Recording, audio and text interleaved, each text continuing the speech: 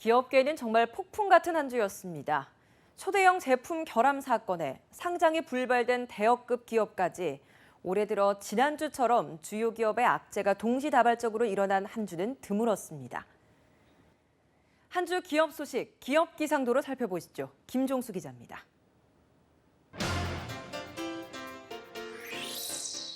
한 주 기업 소식 리뷰, 주간 기업 기상도입니다. 어두운 터널 같은 한 주였습니다.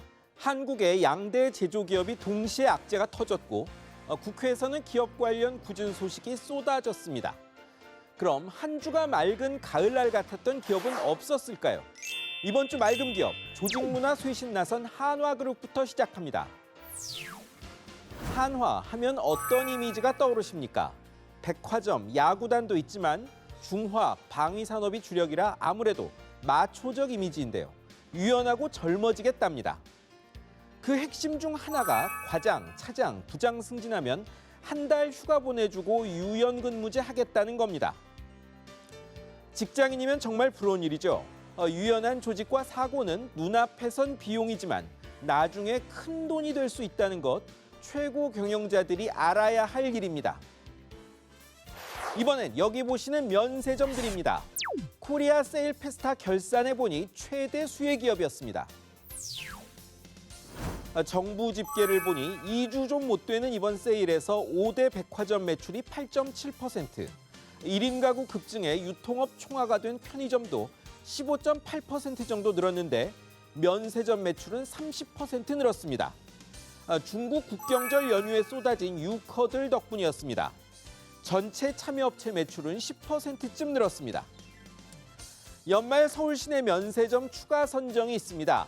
대기업만 5곳이 원서를 냈는데 이런 고성장세를 겨냥해 눈독을 들이는 것 같습니다. 이제 흐림 기업으로 넘어갑니다. 제품 결함으로 갤럭시 노트 7 단종한 삼성전자입니다. 국내외 시선이 여기에 쏠렸습니다. 먼저 잠깐 화면부터 보실까요?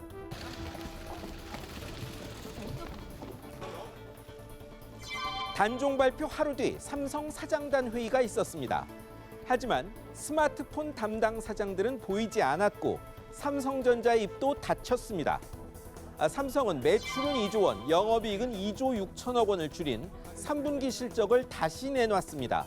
삼성은 갤럭시 S8을 내년 2월에 발표해 만회에 나설 전망입니다. 이번 사태로 연말 세계 시장엔 아이폰 7이 무혈 입성한다. 최대 수혜자는 중국 화웨이다. 말이 많습니다만 길고 짧은 건 대봐야 합니다. 이번엔 현대자동차입니다. 주력 차종에 쓰인 세타2 엔진, 문제없다고 버티고 버티다. 결국 미국과 같은 수준의 무상 수리 보증을 발표했습니다. 이번도 화면부터 보시죠. 그러니까 차량 판매 대수를 감안하더라도 북미에서 리콜이 더 빈번하게 일어나고 있는 거 맞죠? 네, 맞습니다. 국내외 차량에 차별이 없는지 몰라도 리콜에는 차별이 있음을 국회에 불려 나가서야 시인했습니다. 결국 미국과 동일하게 엔진 보증을 10년 19만 킬로미터로 늘리겠다고 발표했습니다. 그런데 미국에선 해당 차량을 40만 대 넘게 리콜했는데 국내선 제작 공정상 문제가 없어 보증만 해주겠답니다. 현대차는 보증 연장이 자신감의 표현이라고 이야기했습니다만 그건 소비자들이 판단할 문제겠죠? 다음은 건설 장비업체 두산 밥캣입니다. 이달 예정했던 상장이 다음 달로 미뤄졌습니다. 이유는 가격이 안 맞아서인데 결국 최고 공모가를 5만 원에서 3만 3천 원으로 낮추고 공모 주식도 줄였습니다. 그런데 이렇게 되면 당초 1조 원을 조달하려 했는데 들어올 돈이 4천억 원대로 줄어듭니다. 두산그룹 전체의 재무구조가 기대만큼 좋아지지 않는다는 겁니다. 두산은 그래도 유동성 위기는 없다는 입장입니다. 안 그래도 힘든 회사 많은데 그 말을 믿고 싶습니다. 이제 대우조선해양입니다. 조선업 구조조정 컨설팅 결과가 흘러나오면서 또 위기입니다. 지금까지 나온 것 종합해보면 이 회사가 생존 가능성이 낮다. 조선 빅3는 빅2로 재편돼야 한다는 겁니다. 물론 대우는 펄쩍 뜁니다. 사람도 더 줄이고 자구 노력도 하고 있는데 지난 몇 년 상황 보고 앞으로도 그럴 거라고 보는 건 못 받아들이겠다고 합니다. 국회 국정감사장에서는 핵심 채권자 수출입은행의 행장이 대우에 들 돈이 계획한 4조 2천억 원보다 늘 수 있다고 했습니다.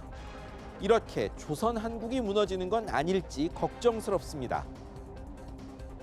한국은행이 기준금리를 동결했습니다. 이주열 총재는 내년은 경기가 더 나빠질 위험도 있지만 더 좋아질 요인도 있다고 했습니다. 부디 더 좋아질 요인이 더 많기를 바랄 뿐입니다. 지금까지 주간 기업 기상도였습니다.